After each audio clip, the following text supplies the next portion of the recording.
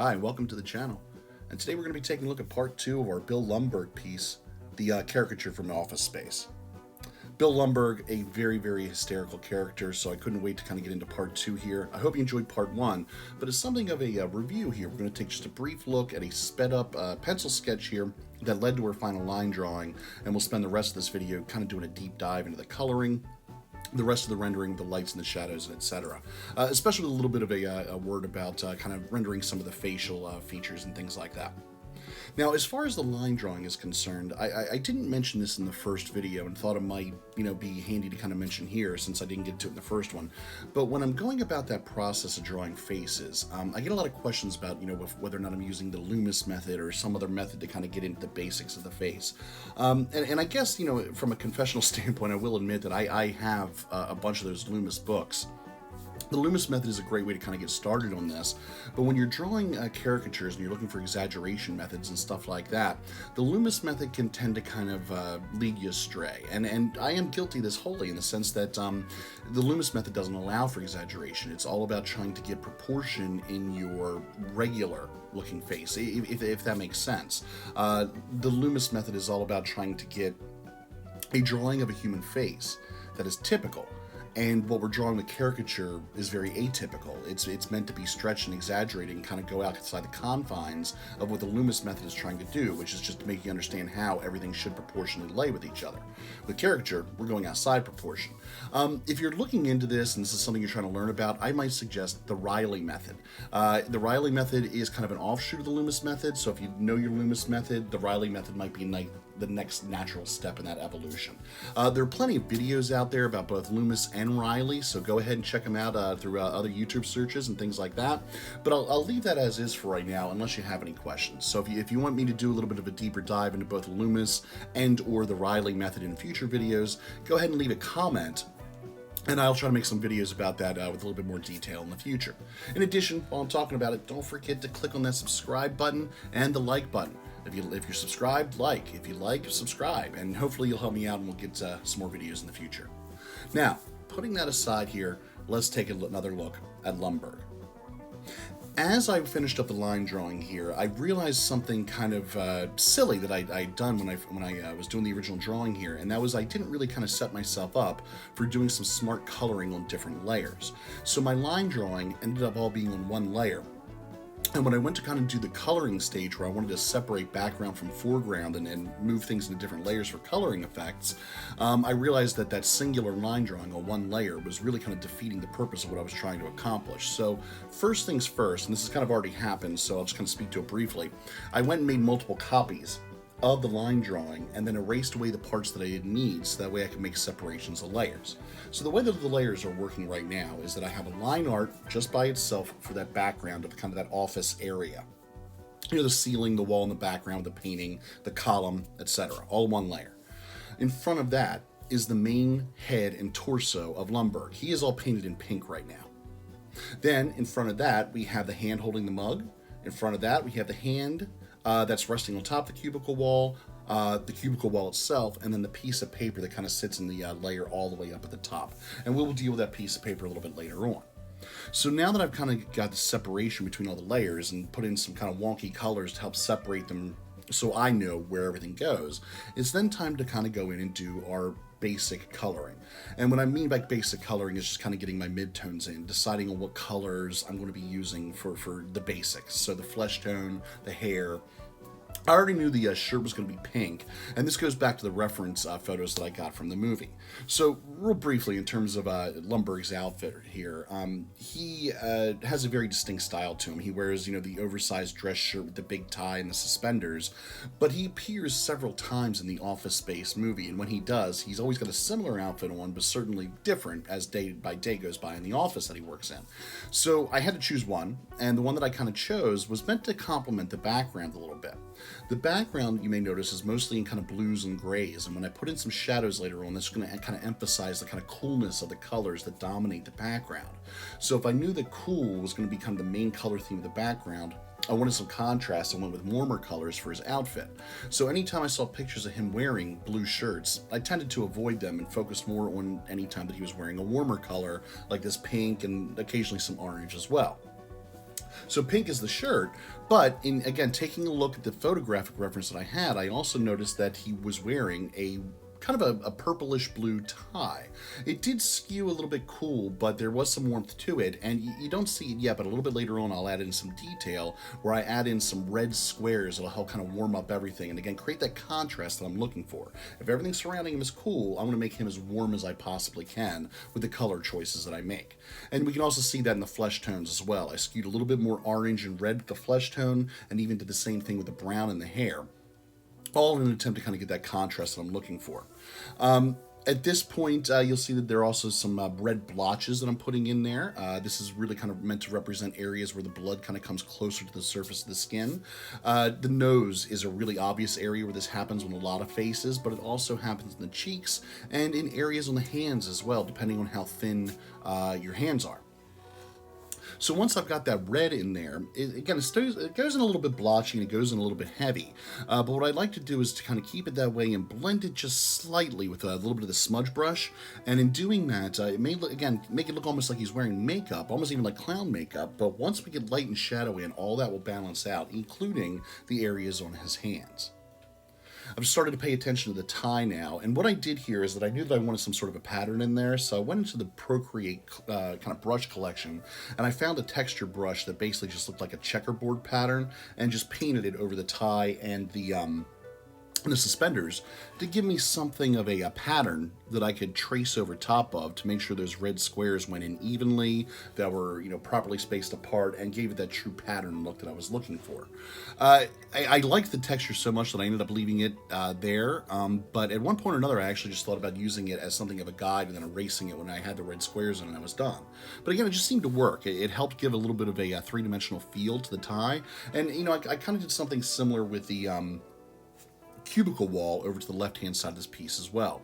This is a similar checkerboard pattern that is really just a textured brush. And again, I don't really subscribe to this idea that textured brushes or specific brushes are going to like make or save your artwork, but they can be handy to kind of pull off little tricks to kind of show some texture where you want it. I kind of grew up in, at least a certain part of my 20s and 30s, in that office space kind of area where I spent a lot of time in corporate workspace and, kind of spent 8 hours a day inside of a cubicle. And I know those cubicle walls very well, and they have a very kind of distinct texture to them that looks like kind of almost like a crosshatch. And so finding a brush that simulated that to a little bit just made sense to me to kind of paint it in there. But it's not the end-all be-all the painting. If I didn't have that, I could find something similar to put in there, and I think it would work, in a similar fashion. So as we move on here and we get into some other areas of the coloring, just a couple little things to point out. There's some challenges coming up, some problems to solve as we go down the line here. So for instance, the hair. He's got very, very long feathered hair here, almost in a female kind of style there. And trying to render hair, especially the texture, and it can be sometimes challenging.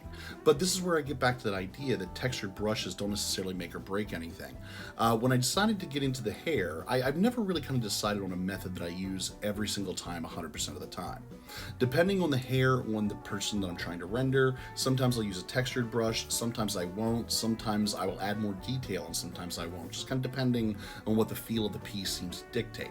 And in Lumbergh's case, I was tempting to kind of go after some textured brushes and see what I could do to kind of, get that effect in there. There are actually 3 or 4 textured brushes in the Procreate set that are meant to mimic short or long hair. But instead of using those, I decided to kind of just hand draw everything in because, again, I wanted that very, very specific feathered effect. So I will come back and talk to a little bit later when we get into rendering the hair, but just kind of a word to speak to while we're getting into the textured brush area. Anything you're going to see in the hair is not a textured brush. It is really just the main brush that I use to paint with, which is the ink brush that basically just allows nice smooth inking. I just use it for my fills and stuff like that. And then, if I want to get down to it, almost all my paintings really kind of revolve around 3 main brushes. I have one that kind of mimics pencil. It's kind of the soft brush. Again, it's found in Procreate. This is nothing special. I have an inker that I use to put in my bold ink lines when I kind of settle down my final line drawing. And that inker is, again, just something that's already in Procreate. I just kind of found it in the calligraphy menu, I believe it was, and I just kind of vary the thickness on it a little bit, and also make sure that, that I use pressure as I'm drawing to get thin and thick lines, and that's how I pull off the effect. But I hold on to that brush and I use it while I'm doing coloring as well. So I do big fills for my midtones and things like that. But when it comes time to kind of paint in things like shadow and light and stuff like that, I'm still using that same inker. So take a look at the right arm on Lumbergh there. You can see that I've already painted in a shadow, and I just use my little ink brush for it. Now that is a pretty hard, bold kind of edge to that shadow, and in some cases you want that, but in other cases you may want something that's a little bit more subtle. For instance, take a look at the shadow that comes in under his jaw and over the collar of his shirt. Now that one's a much softer edge, but I didn't use a different brush to render that. So I used that same inker brush, but when I wanted that soft edge, all I did was I kind of painted it in and then used my smudge tool to kind of come in and just paint along the edge there a little bit, just to kind of soften it up. Now that smudge tool, is that little kind of hand-looking thing that's right next to your regular, between your brush and your eraser, I guess I should say. And that smudge tool is something I use quite a bit to get my blends. So I use it when I'm kind of moving around the reds in the face to try to kind of get that blended kind of look to it. And it also helps soften some colors too if they kind of come in a little bit harsh.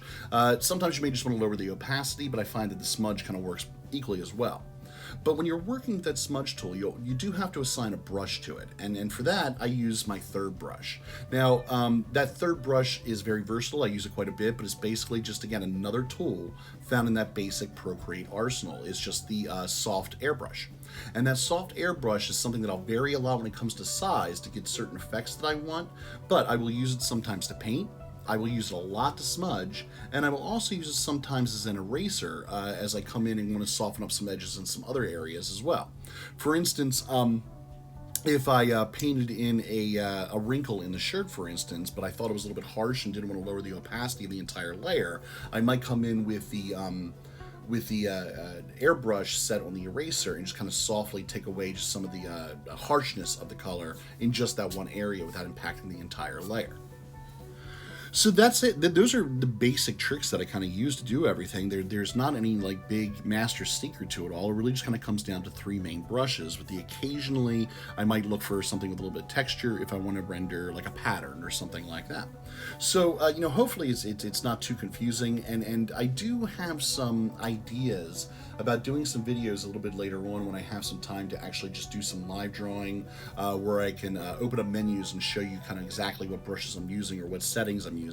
If you have any interest in that, leave a comment. Let me know. I'm not sure if this is something that there's any desire for, and if there is, I'll make it, but frankly, it's a lot of work to kind of make those sorts of things, so if there's not much interest in it, I don't necessarily want to dedicate the time to it, and I hope you understand.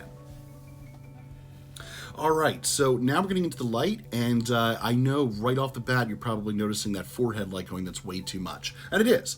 So this is another example of when I'm putting in the light source, but I'm going to come back with that airbrush on the eraser and soften it up a little bit. You can kind of see it happening right now. Now, when it's all said and done, I did kind of settle on the certain brightness that you're seeing right now, and that might seem like it's still a little bit too much, but again, I kind of beg a little bit of patience on this. I haven't finished rendering shadows yet. I've only got about halfway through them. This is just the beginning of my lights, and let's just be honest about it. The light source is for the most part coming from the ceiling. So we're going to see a lot of light coming in on his head, a little bit less when we get lower in his torso. That light source that kind of comes from that ceiling is just, very typical of those office areas where you have all those fluorescent lights overhead. So it makes sense to put the light there, but we're also getting some bouncing coming off from other things like, the cubicle walls and so on and so forth. So we'll see some in his cheeks and on the side of his head. And again, I didn't make any of this up. This is all coming from the reference photos I got from the movie. So the movie lights had a certain amount of impact on how Lumbergh is lit as well, but it does pull off a three-dimensionality, especially when you see that really nice, soft light source coming in on the left-hand side of his face, kind of cascading over his ear a little bit. And when I say left, I mean the left side of the painting, excuse me. But when you see that little bit of light coming across his jawline and kind of fading into the shadow there, that really nice soft edge there really kind of sells this idea that there is some three-dimensionality to Lumbergh's face, even though it is something of a cartoon. Now, I'm not doing this all at once, so I'm going to mention it now, and you may kind of notice it happening in parts a little bit here and there, but as I'm going through and putting in some of this light and shadow, there's also going to be some attempt to try to hide my line work a little bit. And the best way that I have found to do that, at least that works for me, is to make sure that all my line work is copied and duplicated. And so I have one layer that kind of sits above everything, and it's all the line work combined into one layer. And remember, I have things separated into other layers so I can make coloring a little bit easier, but I have just one kind of master copy, if you will, of the line work that sits all the way up at the top layer above everything else. So everything is ultimately underneath of it, and I can't color over it, and I also set it on a lock mode so I can't accidentally change it or erase it or anything like that. But because it's set on an alpha lock, let me be more specific about that, an alpha lock. Now, because it's set on an alpha lock, it has a very, very special attribute to it. I can't change that line work in terms of erasing it or moving it around or anything like that. But what I can do in an alpha lock is I can change the color of anything that's already been drawn in. I can't erase it, I can't add to it, but I can change the color. And that becomes a really handy little trick when you're trying to hide your line work, because what I can do is just take that, again, that copy of that line work that sits on the top and just leave it there. But when I'm ready, with that alpha lock on, I can go in and say in this one little area where I kind of scribble my little pen, I want to change the color of it, and I can just scribble anywhere without having to go outside the line. It will conform to the already existing line work. And again, that might be a little bit confusing just in description. If you have some need to kind of see this, leave a comment and I'll start making some videos where I can show you menus and things like that. The point I'm trying to kind of get at, though, is that hiding your line work is a really kind of great way to help pull off some of the tricks of three-dimensionality, as it were. So you can see that I've already done it around Lumbergh's jawline and around his cheek. And really all I did was I made a copy of the shadow color that I'd already painted in and used that to paint on the alpha locked line layer. So I changed the color of that line from black to whatever that shadow shade is, and the jaw kind of blends in there. Now, to be frank, it wasn't an exact duplicate of the color. What I did was I copied the color of the shadow, and then I went just slightly warmer with it, so that way there was at least a hint of a jawline. I didn't want it to blend in so much that it looked like his head and jaw, his neck and jaw were the same thing. I wanted to try to avoid that as much as possible. A couple of little areas to point out here now that we kind of got some of the rendering done. So a lot of the face is done here already, but everything else kind of is starting to look really flat compared to it. But since we got the face done, I can focus on a couple of areas that might be helpful to point out. So number one, let's take a look at the nose. Lumbergh's nose is a great example of like this nice flat kind of bridge that goes all the way to the tip of the nose. So the light source is going to be really dominant there, but notice there's still a little bit of the red poking out. A little bit earlier, we noticed that red was really kind of bold and almost outrageous, but now that we got our light source over top of it and a little bit of the shadow down the side of the nose, you can see that red kind of blends in, and it gives a certain amount of life to the figure. I have tried doing these paintings without that red in there, and it just makes the characters look very lifeless. Not in a bad way, but almost like cartoony and Simpsons-esque, if that makes sense. So if you really want to kind of lend some realism to your flesh tones, this red is a really important part of it. Now, not only that, there's also some blue in here as well. Now, there's obviously some shadow in there. I'm not talking about that, but I'm talking about Lumbergh's 5 o'clock shadow, his kind of partially grown in beard, if you will. It's already been done, so I kind of skipped over it, but if we go back a little bit, we'll notice here that on his upper lip and his chin, a light blue has been painted in. And again, this went by a little while ago, and it goes by pretty quick, so there's not really much point in rewinding it and showing you. But when I painted in the blue, it started really dark, and then I got it in where I wanted it, kind of smudged it around to make sure I got that kind of messy 5 o'clock shadow effect, but it was still too dark, so at that point I lowered the opacity. Now, again, lowering the opacity affects the entire layer, so anytime I'm doing a beard or the red on the cheeks or something like that, I always make sure I keep it on its own layer, because I know for a fact this is probably going to need to be adjusted a little bit later on. And, these are subtle little things in the face that really kind of pull off interesting effects. So that red gets its own layer, the beard, 5 o'clock shadow, whatever you want to call it, is going to get its own layer. And so I can kind of go back and tweak it and, move it around a little bit as light and shadow go in to decide if I want that beard to be a little bit darker or a little bit lighter and create that, that balanced effect that I'm looking for. But more importantly than anything else, these little subtle things like this also help either sell or get away from the resemblance that you're trying to achieve, assuming that you're trying to get this to resemble a real person. So, you go back to your reference photos of Lumbergh, if this is what you're drawing, and you'll see that red in the cheeks. You'll see where that 5 o'clock shadow kind of comes across the chin and the upper lip. And because of where that 5 o'clock shadow ends, like around that mustache line, that helps sell who this is as a figure. If that mustache line went a little bit higher up on the cheek, this would be a completely different person and a completely different resemblance. Okay, so it looks like we're starting to render the hair now. And again, just as something of a reminder of what I mentioned a little bit earlier, no special brushes in this. This is really just the same inker brush that I use for everything. I think at some point or another I did eventually look for some more soft lines and switch back over to my soft airbrush. But if I'm doing that in hair, I make sure that it's a really, really, really tiny brush, so that way I'm not just kind of spraying all over the place. The tinier the brush, the more it's going to look like hair, and that's ultimately the goal. So shrinking it down really, really tiny was essential to this piece of it. Again, there's some textured brushes that might have helped out with this a little bit, but the reality here is that this was just unusual hair for me to render. It's very, very long. It's very, very feathered. If I didn't know better, I'd say this was 80s hair, and maybe in some ways it is. Maybe Lumbergh was kind of like stuck in time fashion-wise. I'm not sure. But when it came down to trying to get the rendering done on this, I had to do it in stages because it's easy to get frustrated with all the detail work that goes into trying to render something like this. So initially I put in some of the shadows, then I went in and put in some of the lights, had to walk away from it for a little while, and then come back to it, try again, and keep working at it, and kind of keep building layer on top of a layer. The hair in and of itself is the mid-tone layer, on top of that the shadow layer, on top of that a secondary shadow layer, on top of that a light layer, and then there's going to be something of a detail layer that goes on top of that. So if I'm counting correctly, that's something like 5 or 6 layers just dedicated to his hair.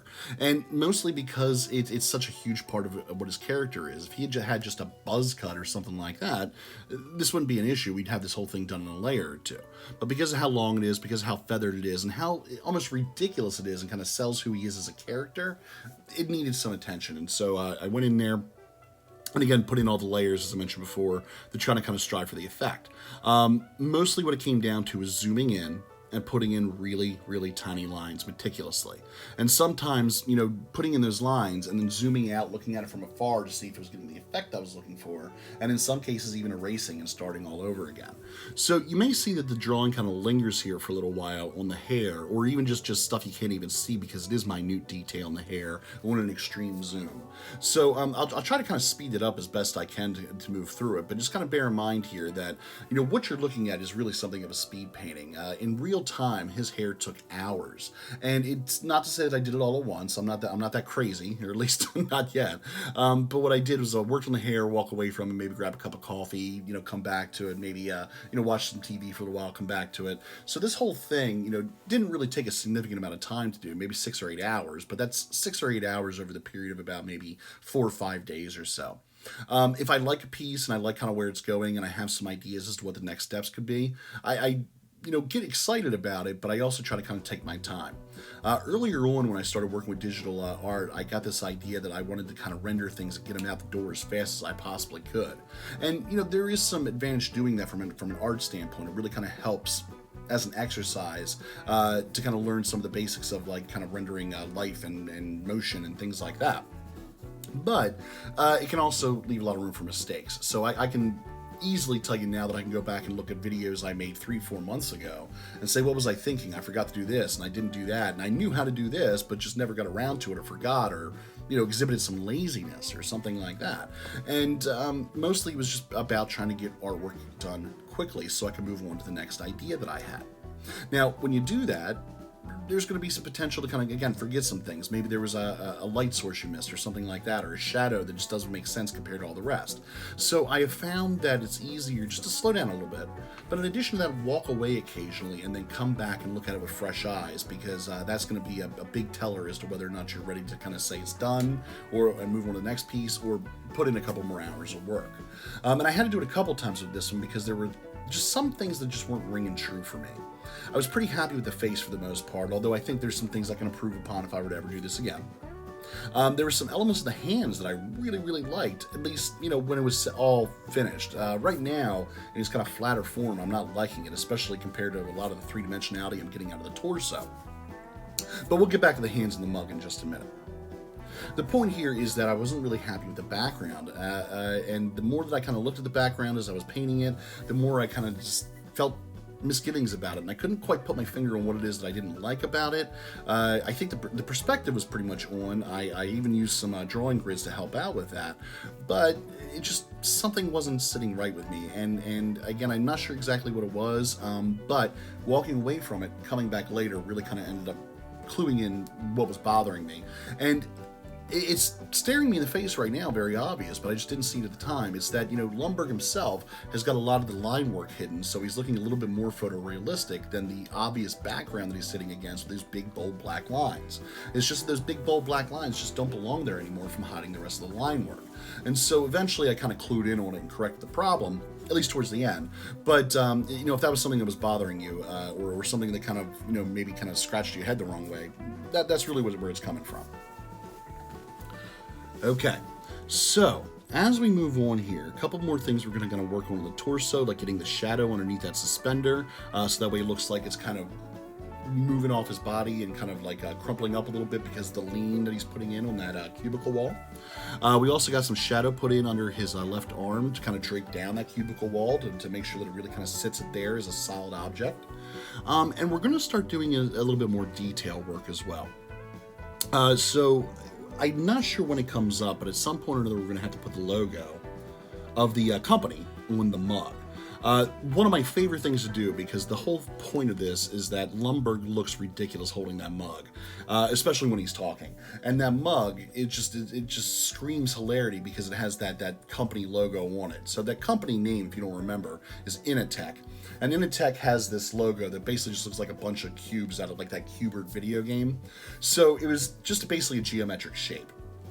And it needed to be drawn, but I tried doing it at least once freehand, roughly about the size that you're going to see it on the mug, and it looked okay, but it didn't look great. I just wasn't satisfied with it. So at some point in the near future, you're going to end up seeing everything kind of shift, and like the whole drawing is going to go away, so that way I could work on the Initech logo. And you're not going to see it because Procreate doesn't actually reproduce this in the automatic videos that they do, but Procreate does have some drawing tools in there to kind of help out with drawing lines for perspective and grids and things like that. So it was really easy for me just to kind of pull up a grid and use that grid to inform the lines to draw that Initech logo. And again, the whole point was I need to get it away from the rest of the drawing for just a second so I could focus on the geometric shape, which I wanted to be not necessarily exact because it was going to get shrunk down really tiny, but at least close enough that it passed for what it was supposed to be. So again, I'm not sure exactly when it's coming up, but a little bit later we're going to see the whole screen go blank, and all I really did here was just take a layer, put it on top of everything, and just cover everything up so that way I could spend a little bit of time working on that logo. Once the logo is done, I get rid of that layer that was covering everything up, and then I can just move that logo into size and shape and kind of the area on the mug that I want. Now that's going to be coming up in a little bit. I notice right now what we're doing first is the shadow and light rendering on the mug itself. So first things first, we're trying to kind of eliminate the line work a little bit because the black lines would really kind of take away from the subtlety of everything that's kind of white and off-white on the mug.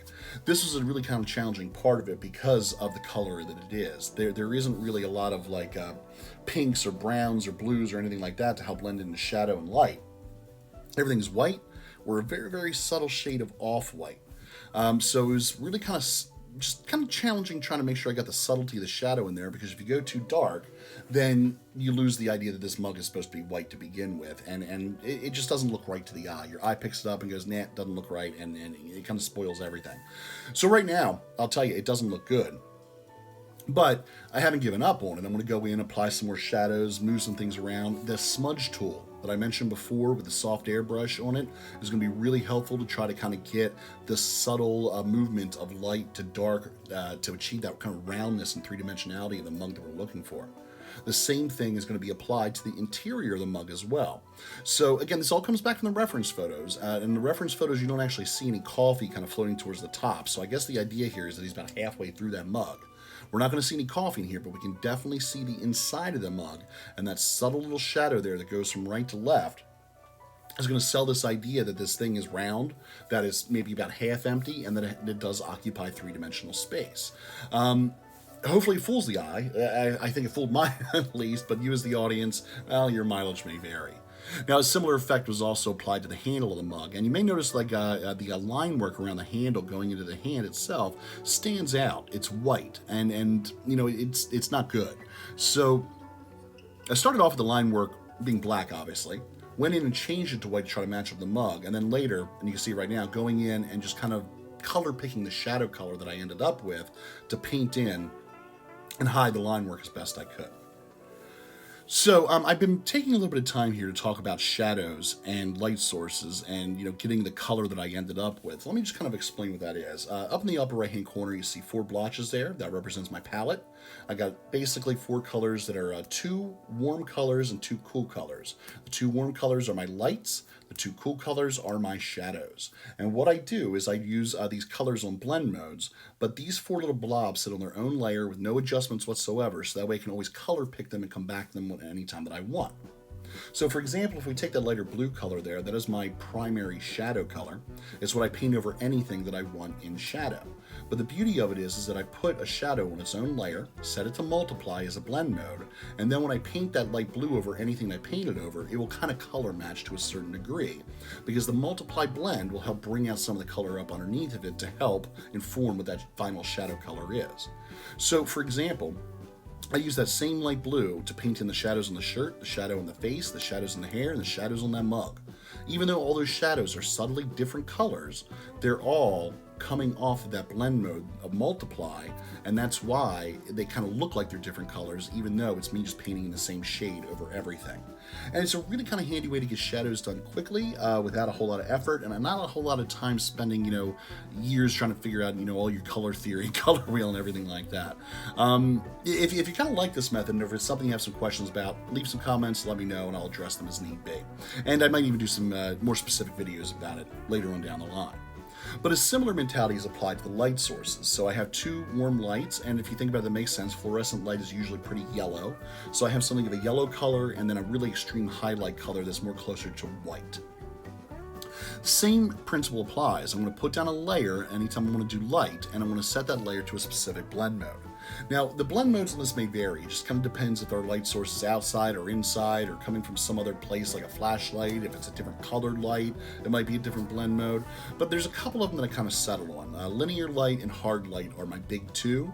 But more often than not, if one of those 2 just don't look right to me, what I'll end up doing is just kind of going through all the blend modes until I find one that looks vaguely like the light coloring that I'm looking for in my head. And that's really kind of how I achieve a little bit of experimentation, painting something in and going through the various blend modes until I find one that just seems to kind of match the style that I'm looking for.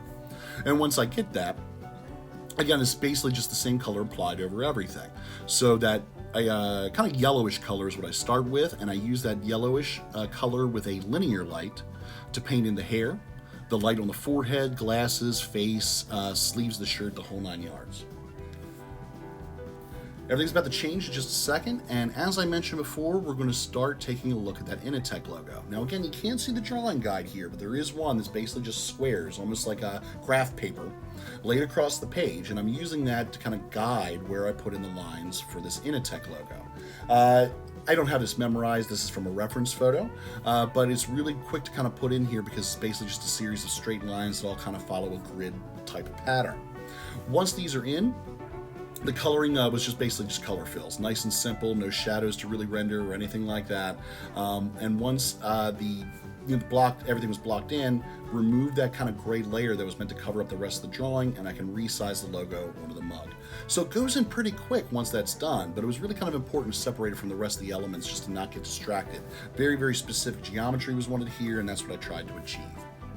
The Initech name itself is really just a matter of kind of going in and adding in the text through the Procreate tool, and then once I had it in there, I used the adjustment tool in there a little bit just to kind of tweak it a little bit and make it look like it was kind of rounded and kind of hopefully kind of wrapping around the mug with a little bit of a curve. It was really simple to kind of put that in there once it was all said and done. And you notice it went by pretty quick, and that's because the whole thing was done pretty quick. The Initech logo and the name probably took all of about 10 minutes to do. So that, again, it goes by pretty quick in the video, but that's really kind of why. Next thing up is the hands. I mentioned this before in other videos, but I think it bears mentioning here as well. The hands are tough. I don't know any artist, and I'm sure they exist, but I don't know any artist that doesn't struggle with hands, or at least hasn't struggled at some point or another. But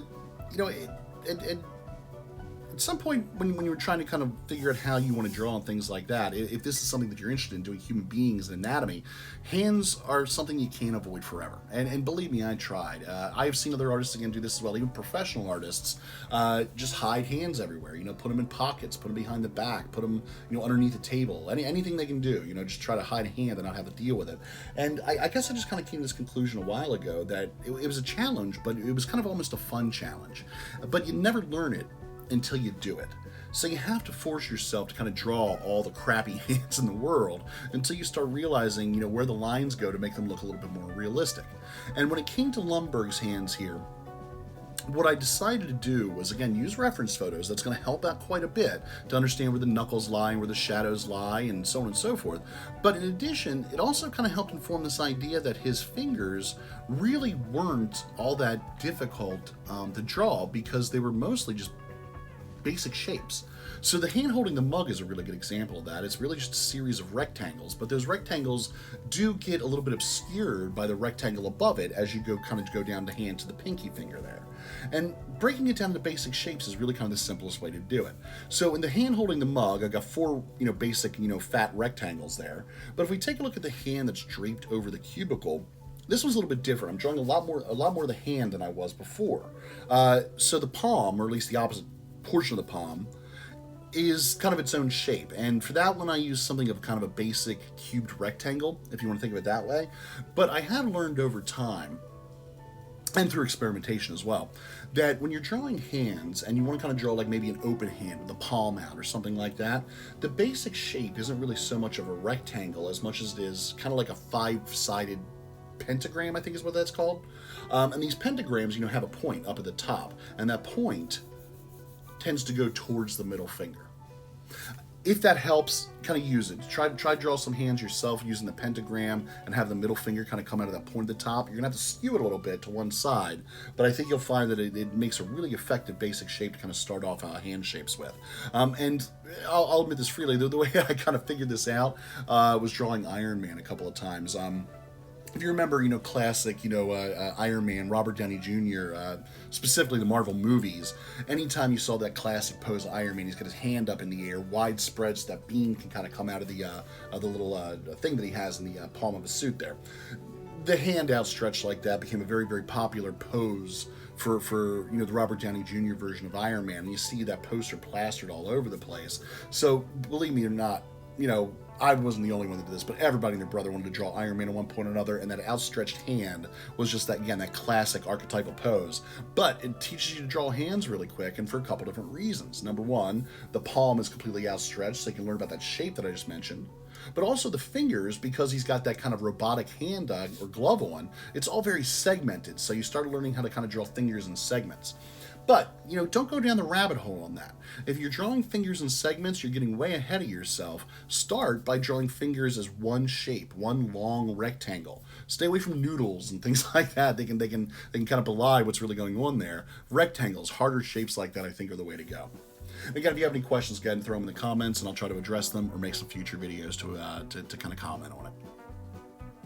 Now, as we're getting towards some of the final stages of the coloring here, I want to mention that the second shadow is starting to be used at this point. So again, if we take a look at the four blobs up in the upper right-hand corner of the screen, I have two cool blue colors there. One is kind of the lighter blue, and the darker blue is my darker shadow, and that's starting to go in now. I have found that doing just one layer of shadow can sometimes be okay. But if I'm trying to get a certain amount of depth, or if I'm not getting the three-dimensionality that I'm really looking for, a second layer of a darker shadow is sometimes necessary to really kind of help get some of the more solid blacker type shadows you might run into. And I hesitate to use that word black because in reality, there aren't really very many black shadows out there. You would have to have a very, very extreme light source to get a shadow that dark. So I try to avoid black as much as possible, but I do want to go with something a little bit darker to kind of get that deeper shadow that you can see even with some more subtle light sources. Specifically, if we take a look at that area where his hand is just really almost sitting on top of the cubicle wall, like where his wrist goes into his sleeve there at the cubicle wall. These are some really, really dark shadows that need to be represented in some way, shape, or form. And so again, they're not really black, they're just this darker blue here.